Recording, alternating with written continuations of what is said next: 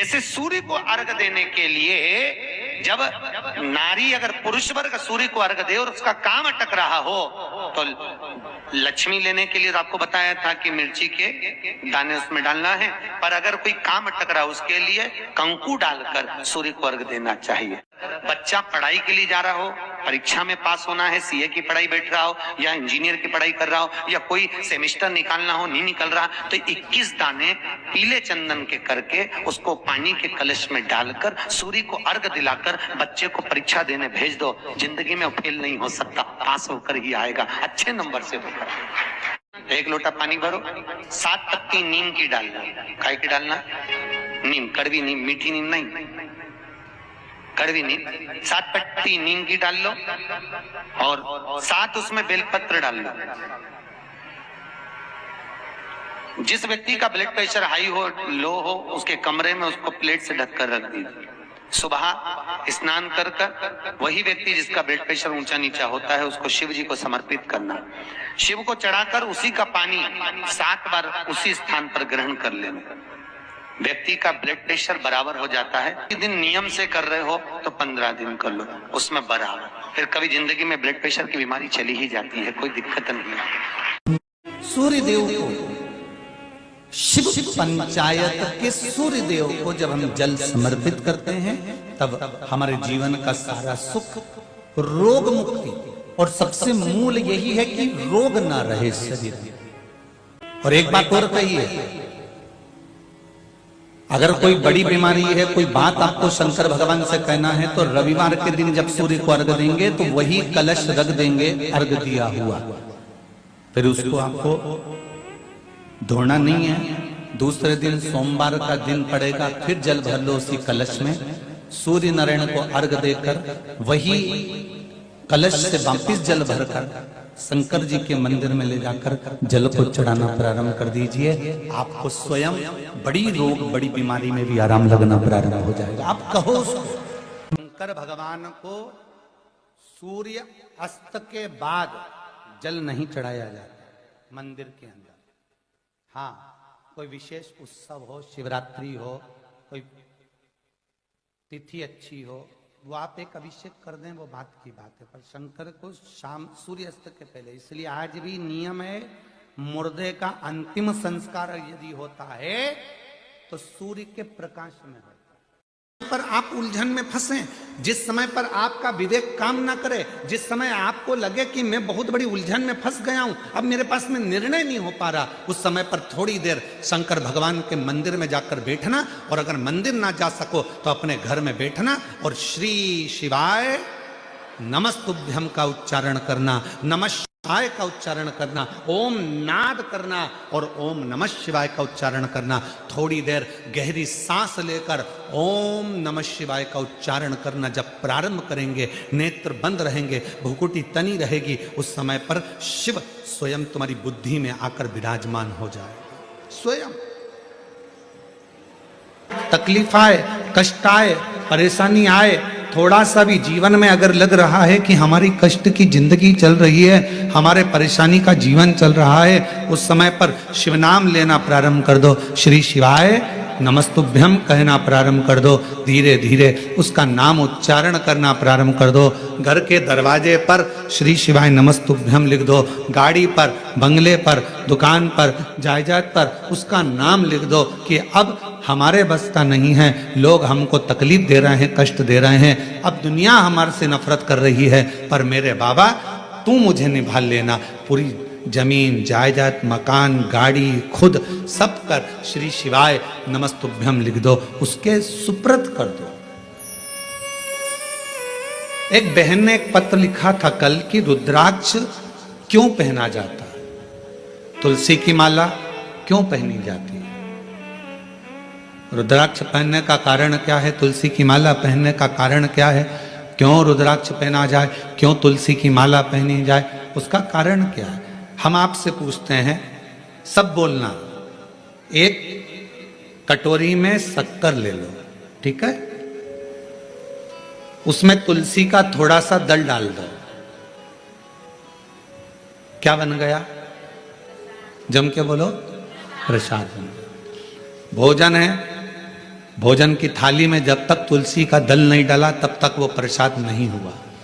तुलसी का एक पत्ता, थोड़ा सा दल भोजन की थाली में डल गया, क्या बन गया? प्रसाद। इतना बड़ा भगोना भरकर नुक्ति बनी है, सेव बना है, प्रसाद बना है, उसमें थोड़ा सा तुलसी का दल डाल दो, क्या बन गया? प्रसाद बन गया। अब शिव का प्रसाद कैसे बनता है?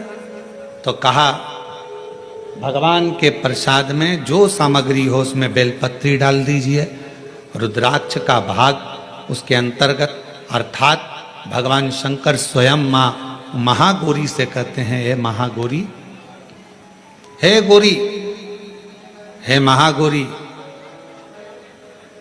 जैसे तुलसी भोजन में डालने पर प्रसाद बन जाती है, उसी तरह संसार का मनुष्य जब किसी रुद्राक्ष को अपने गले में धारण करता है तो वो मेरे लिए प्रसाद बन जाता है, मेरा अपना बन जाता है, उसको मैं स्वीकार कर लेता हूं, वो मेरा अपना है। अब प्रसाद को आप लोग नाली में फेंकते हो क्या? प्रसाद को आप गटर में फेंकते हो क्या? प्रसाद को आप कहीं गलत जगह डालते हो क्या? नहीं, क्योंकि वो प्रसाद बन गया। गले में अगर रुद्राक्ष की माला आ गई, एक रुद्राक्ष तुम्हारे गले में लाल धागे में पड़ा हुआ है, तुलसी की माला तुम्हारे गले में पड़ी हुई है, आप भगवान का प्रसाद हो। अगर चलते फिरते मौत का किसका ठिकाना, मृत्यु का किसको भरोसा, कब प्राण छूट जाए। अगर हमारे गले में रुद्राक्ष पड़ा है, तुलसी की माला पड़ी है और हमारे प्राण छूट भी गए तो हम वो प्रसाद हैं कि हमें नरक में नहीं पटका जाएगा, गलत जगह पर नहीं पटका जाएगा, हमको श्रेष्ठ जगह पर रखा जाएगा। प्रसाद को नाली में नहीं डालते, प्रसाद को गटर में नहीं डालते, रुद्राक्ष पहनने वाला, तुलसी की माला धारण करने वाले को गलत जगह पर नहीं भेजा जाता, गलत जगह पर। आप गले में अगर रुद्राक्ष धारण करते हो तो शिव का प्रसाद हो।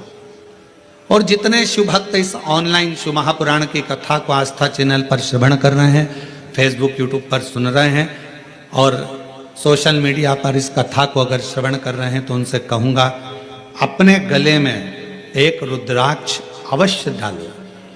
तुलसी की माला भी अगर है तो भी एक रुद्राक्ष जरूर डालो। क्यों? अगर गूगल पर सर्च करोगे, फेसबुक यूट्यूब पर सर्च करोगे, इंस्टा पर सर्च करोगे तो उसमें आपको मालूम पड़ेगा एक रुद्राक्ष यदि हमारे गले में होता है तो हमारी बीपी, शुगर, थायराइड, इन सबको लेवल में रखता है और वो ना शुगर बढ़ने देता है, ना शुगर घटने देता है, ना बीपी बढ़ने देता है, ना बीपी घटने देता है। एक रुद्राक्ष अपने गले में होना चाहिए। दर किसने दिया? बोलते जाओ, भगवान ने। तो भोजन कौन देगा? अरे बोलो जम के। मेहनत किसको करना है? अपन को। परिश्रम अपने को करना है, मेहनत अपने को करना है, पर फल देगा। और इसका एक प्रसंग है, ये बक्सा चल रहा है, इसका एक प्रसंग है और बड़ा सुंदर सा एक प्रसंग आता है। एक मलुक नाम का एक लड़का था, उसका दोस्त शिव जी का बड़ा भगत था। शंकर भगवान के मंदिर में वो रोज जाता, रोज जल चढ़ाता, शिव जी की आराधना करता, साधना करता, भजन करता और ये दिन रात उस पर कटाक्ष करता, दिन भर उस पर तर्क करता मलु। अब एक दिन मल्लुक ने अपने दोस्तों को रोक लिया, कहाँ जा रहा है? कि मंदिर जा रहा हूं। अरे थोड़ा काम धंधा कर ले, या जा जरा काम धंधा कर, ये शंकर भगवान को नहलाने से, लोटा भर के जल चढ़ाने से कोई शंकर जी कुछ थोड़ी ना दे देगा। काम नहीं करेगा तो क्या शंकर जी खाने को दे देगा? लड़ाई हो गई मल्लुक की और उसके दोस्त की। नहीं करूंगा काम तो भी मेरा भोलेनाथ खाने को देगा। मल्लुक ने कहा अगर तेरा भोलेनाथ काम नहीं करूं और खाने को दे तो मैं भी चल करने को तैयार हूं। एक परीक्षा करूंगा, वन में जाकर बैठ जाऊंगा, देखूं तेरा भोलेनाथ मुझे खाने को देता है कि नहीं देता। अगर मेरे शंकर भगवान ने तुझे खाने को दे दिया तो काम मैं रोज एक लोटा जल चढ़ाने के लिए शंकर जी के मंदिर में जाऊंगा, और अगर तेरे शंकर भगवान ने मुझे खाने को नहीं दिया तो काम मैं मंदिर जाना छोड़ दूंगा, लोटा भर जल चढ़ाना छोड़ दूंगा। दोनों में झगड़ा हो गया, दोनों में लड़ाई हो गई। अब दोनों में झगड़ा हो गया और जो मलुक था वो लड़ झगड़ के जंगल में चले गया। जंगल में जाकर उसने विचार करा, जंगल में रहूंगा और कोई मुझे भोजन देकर चले गया तो एक काम करता हूं, ये पीपल के पेड़ पे चढ़ के बैठ जाता हूं। कोई आएगा भी नहीं, भोजन देगा भी नहीं, और भोजन नहीं मिलेगा तो मेरा दोस्त मंदिर जाना छोड़ देगा और मेरा झंझट मिट जाएगा, फिर मेरे साथ घूमेगा, एंजॉय करेगा। ठीक है, पेड़ पे चढ़ गया। इसका दोस्त गया शंकर जी के मंदिर में जल चढ़ाकर बोला, भोले बाबा वो मलुक गया है, उसमें अक्ल नहीं है, परीक्षा लेने गया है आपकी कि भोलेनाथ खाने को देगा क्या। बाबा उसका पेट भर देना, बेचारे का भूखा रहेगा। जल चढ़ाया, और जैसे ही जल चढ़ाया शंकर भगवान को और दोस्त घर पर आया, आने के बाद तुरंत आज शिव जी ने जो लीला करी वो देखिए। शंकर भगवान ने ऐसी लीला कर दी कि एक गाय चराने वाला कपड़े में 4 रोटी बांधकर उसमें थोड़ा सा अचार और कांदा रखकर लाया और विचार करने लगा, मुझे गाय यहीं पर चराना है, मेरी रोटी कहीं दूसरा ना खा जाए, इसलिए इसको पीपल के पेड़ पे टांग देता। रोटी टांग दी पीपल के पेड़ पे। मल्लुक ने विचार करा, इसका शंकर भगवान तो गजब का है रे, रोटी ऊपर दे दी पीपल के पेड़ पर वो तो कह रहा था कि भगवान खिला कर जाता है, नहीं खाऊंगा, रोटी टंगी है, खा नहीं रहा। अब थोड़ा बहुत तो हाथ पर खुद भी हिलाओ जी, खाने को ही तैयार नहीं। इसका दोस्त शाम के समय भगवान के मंदिर में जाकर, बाबा भोलेनाथ मेरा दोस्त भूखा होगा, उसको खाना खिला देना। शंकर भगवान ने डमरू का नाद करा, 4-6 डाकू घोड़े पे बैठकर धड़ धड़ धड़ धड़ आ गए पीपल के पेड़ के नीचे। जैसे ही थोड़ी देर उन डाकुओं ने आराम करा, उसमें से एक थोड़ा सा विश्राम करा। उसने कहा, सरदार बहुत भूख लग रही है, कहीं से माँ जगत जननी जगदम्बा खाना दे दे तो पेट भरा जाए। इतने में दूसरा बोला, अरे देखो पेड़ के ऊपर रोटी टंगी है, जल्दी उतारो खाते हैं। और जो पेड़ पे से रोटी उठाई और सबने मिलाकर खाने ही वाले थे। इतने में दूसरा बोला, एक भी रोटी मत खाना, ऊपर पुलिस वाला बैठा है, जरूर रोटियों में नींद की गोली मिलाई होगी और पकड़ा जाएंगे तो जूते खाएंगे, इसलिए ले जाकर ये बंद कर देगा, कारागार में डाल देगा, एक रोटी मत खाना। और सबने कहा करें क्या। सरदार ने कहा, इसको नीचे उतारो। ये अपने को मूर्ख समझ रहा, नीचे उतारो, इसको नीचे उतारा, पेड़ से बांध दो, पेड़ से बांध दिया। सरदार क्या करें। सरदार बोला, ये अपने को मूर्ख समझता है, नींद की गोली मिली, रोटी हमको खिला रहा है, एक काम करो, इसकी रोटी इसी को खिलाओ। अब उसकी रोटी, अब वो समझा भगवान आएंगे खिलाने, उसको क्या मालूम था डाकू बन के आ गए। ले रोटी खाओ के, नहीं खाऊंगा। सरदार रोटी नहीं खा रहा। सरदार ने कहा, मार मार के खिलाओ। दो ने इधर से दिया, दो ने उधर से दिया, मुंह में रोटी ठूस है, फिर मारे, फिर रोटी, फिर मारे, फिर रोटी, लाल नीला पीला कर कर रोटी खिलाकर और पूरे रस्सी खोल दिए और डाकू चले गए। ये शाम को पिटा पिटाया, दुचाया, कबाड़ खाने के कबाड़े जैसा रास्ते में से लंगड़ाता जा रहा था। इसका दोस्त मंदिर से आ रहा था। उसने पूछा, क्यों भोलेनाथ जी मिले थे। इतने में मलुक बोला, तेरा भोलानाथ नहीं खाओ तो मारता भी था, नहीं खाओ तो मारता। तब मलुक ने, वो मलुक नहीं रहे, तब वो मलुक दास बन गए और उन्होंने पद लिखा, अजगर करे ना चाकरी, पंछी करे ना काज, दास मलु का कह गए सबके दाता राम।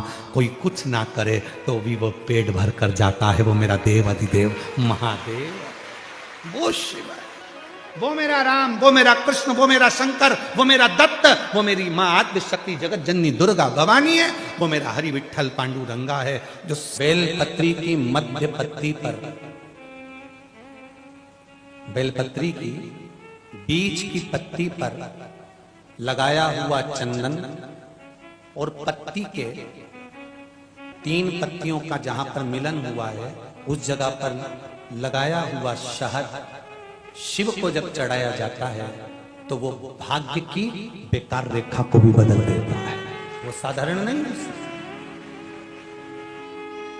कई माताओं की आदत होती है, जब शंकर भगवान को बेलपत्र चढ़ाती है तो उस बेलपत्र पर ओम लिख देती है, या चंदन लगा देती है, या बीच पत्ती पर थोड़ा सा कुछ भी लगाएगी, भले चावल का दाना लगाएगी, भले वो चंदन लगाएगी, भले वो अष्टगंध लगाएगी, गुलाल लगा देगी, अबीर लगा देगी, कुछ भी लगाकर उस जगह पर लगाकर फिर भगवान को चढ़ाए। वो व्यक्ति जो भगवान शंकर को बेलपत्र जब समर्पित करता है और बीच की पत्ती पर चंदन लगाकर मध्यस्थ जोड़कर शहद लगाकर शिव को जब समर्पित करता है तो उसका भाग्य कितना भी विपरीत चल रहा हो, उसकी किस्मत की देखा कितनी भी विरोधी, कितनी भी विपरीत चल रही हो, वो अपने आप सुलझ जाती है, अपने आप सुलझ जाती है। उसको सुधारने के लिए कोई दूसरा नहीं आता। आप अपनी किस्मत को संवार सकते हो, आप अपनी किस्मत को संवारने में देरी नहीं कर सकते, आप स्वयं संवार सकते। आप सूर्य को अर्घ देना प्रारंभ करिए, अपने शरीर से मस्तिष्क से तांबे का पात्र 8 इंच की दूरी पर रखकर सूर्य नारायण को उस जल में से देखो, जो जल नीचे आप सूर्य को चढ़ा रहे हो, उस जल में से देखते हुए सूर्य को अर्घ देना प्रारंभ करिए। और धीरे धीरे, अगर बीमारी है तो बिल्कुल स्लो एकदम धीरे धीरे उस पानी को छोड़िए। और पानी को छोड़ने के बाद आप बाबा का केवल सूर्य की आराधना, सूर्य को जल देना प्रारंभ कर दीजिए। 15 से 20 दिन कर कर देखो, धीरे धीरे शुगर और बीपी लेवल में आना प्रारंभ हो जाएगी। अर्घ तो दो, जल भी तुम्हारा, पानी भी तुम्हारा, सूर्य नारायण भगवान भी आपके, और ये शरीर भी आपका। आप अगर स्वस्थ रहोगे तो उसमें सियोर वाले महाराज का कुछ नहीं आना जाना है। बस इतना जरूर जानता हूं कि घर का बेटा, घर का पुरुष, घर की माताएं जब सूर्य को अर्घ देना चालू कर देंगी तो ये पक्का है कि किसी माँ की गोद नहीं उजड़ेगी और किसी माँ का श्रृंगार नहीं उजड़ेगा। ये पक्का। बीमारी है, तकलीफ है, बच्चा चिड़चिड़ा हो गया, माइंड काम नहीं कर रहा है, शरीर में रोग बढ़ते चले जा रहा है, कटोरी में जल ले लो, पात्र में जल ले लो और पंचाक्षर मंत्र नमः शिवाय या षडाक्षर मंत्र ओम नमः शिवाय या श्री शिवाय नमस्तुभ्यम, जितनी देर आप जप करें उतनी। शंकर भगवान को अगर आप 1 लोटा जल दे रहे हो तो प्रेम में दे रहे हो, शंकर भगवान को बेलपत्र दे रहे हो तो प्रेम में दे रहे हो, शंकर भगवान को अगर धतूरा दे रहे हो तो प्रेम में दे रहे हो, शंकर भगवान को अगर भस्म दे रहे हो तो प्रेम में दे रहे हो, भगवान शंकर को अगर दीपक लगा रहे हो तो प्रेम में लगा रहे हो, भगवान शंकर को यदि कुछ दे रहे हो तो प्रेम में दे रहे हो। और जिस दिन तुमको जरूरत पड़ेगी, लगेगा मेरा बेटा दुखी है, तो तुमने जो जल चढ़ाया था, तुमने जो बेलपत्र चढ़ाई थी, बस मेरे भोले बाबा ने उसी बेलपत्र और जल का फल तुमको उस दिन निकाल कर देना प्रारंभ कर दिया, जब तुम तकलीफ में, जब तुम कष्ट में आए, जब तुम दुखी थे, तुम परेशान थे। शिव महापुराण की कथा कहती है, भगवान शंकर का चरित्र कहता है, शिव तत्व कहता है, अपनी वाणी की श्रेष्ठता रखता है।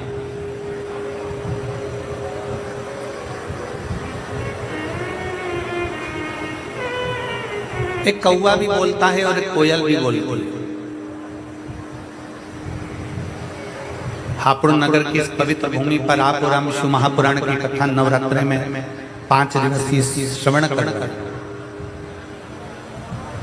एक कौवा भी बोलता है, एक कोयल भी बोलती है, दोनों बोल, कौवा भी बोल रहा है, कोयल भी बोल रहा है। कौवे ने किसी का बुरा किया क्या? जम के बोले जरा, कौवा आपका कोई बुरा कर कर गया? कौवा आपका कोई काम बिगाड़ कर गया? कौवा आपको कभी कोई अपशब्द कह कर गया? कौवा क्या आपको गाली देकर गया? कौवा क्या आपको आड़ा टेढ़ा बोल कर गया?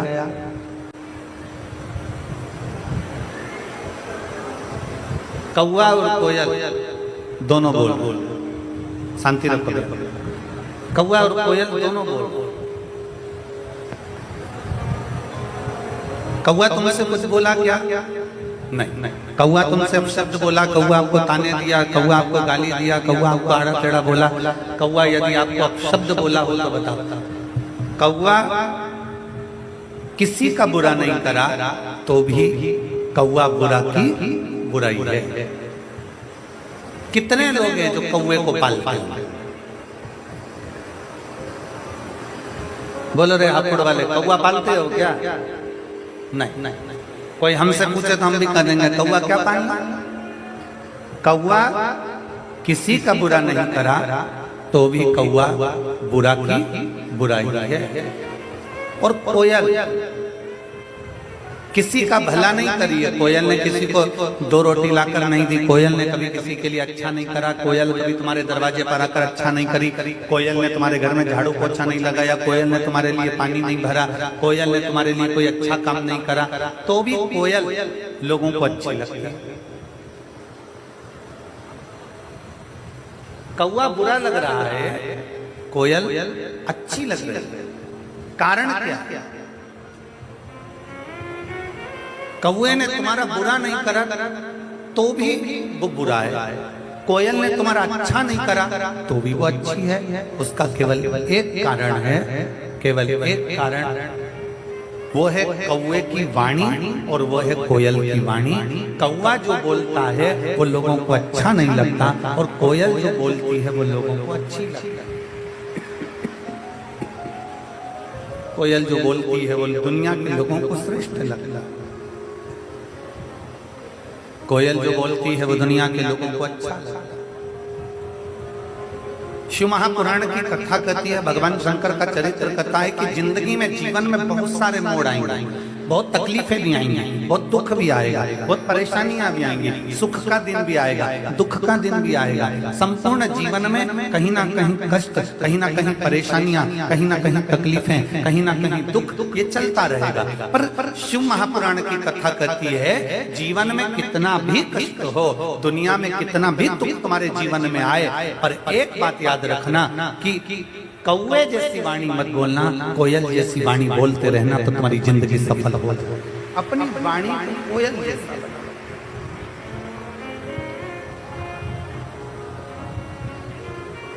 अपनी वाणी को श्रेष्ठतम बनाना। और जब वाणी को श्रेष्ठतम बनाएंगे, जब वाणी की श्रेष्ठता उत्पन्न करेंगे तो अपने आप सब आपसे जुड़ते चले जाएंगे, सब आपके करीब में आते चले जाएंगे, सब आपके नजदीक में आते चले जाएंगे।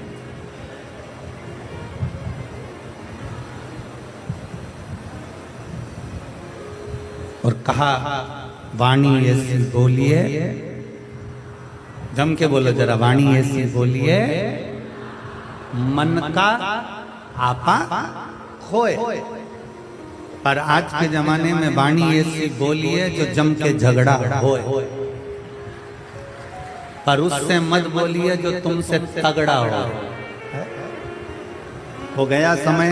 आज के जमाने में लोग वाणी बोलते हैं, शब्द बोलते हैं, उससे विवाद उत्पन्न हो जाता है। प्रयास करो, आप जितना अच्छा बोल सकते हो, जितना अच्छा रह सकते हो, जितनी अच्छी जिंदगी अपने घर में निकाल सकते हो, जितना अच्छा जीवन अपने आनंदमय घर में निकाल सकते हो, उतना निकालने का प्रयास।